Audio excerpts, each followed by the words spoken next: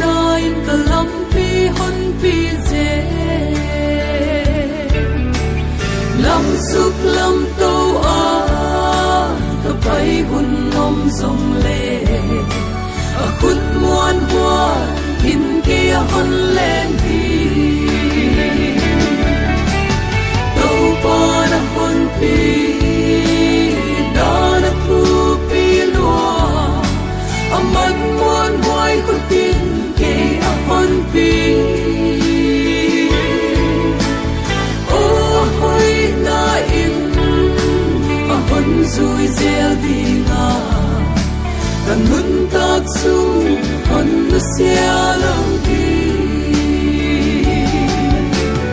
kanat tun chiang in dam na hon pia a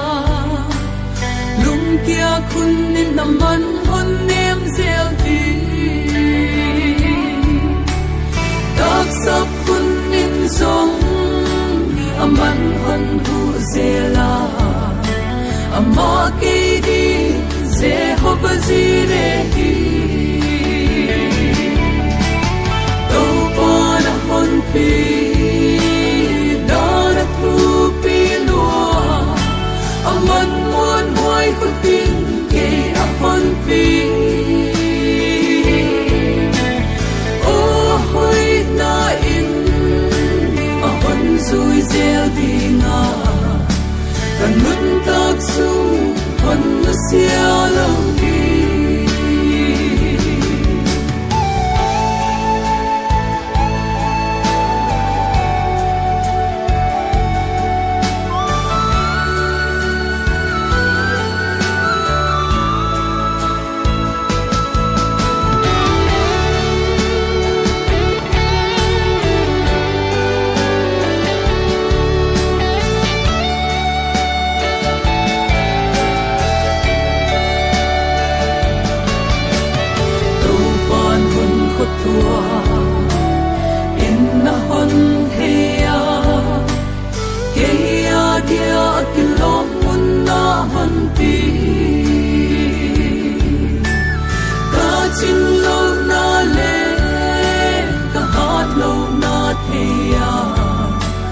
ban ta nga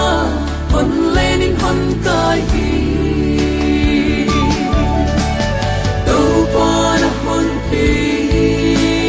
da na thu pi lo aman muan huai khu tin ke a hon pi o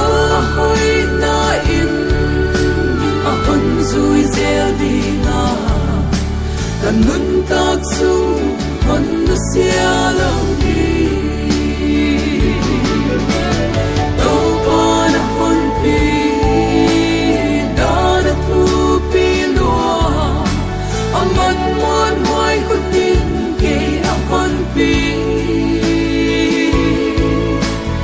o hoi na in a hon zui zel dinga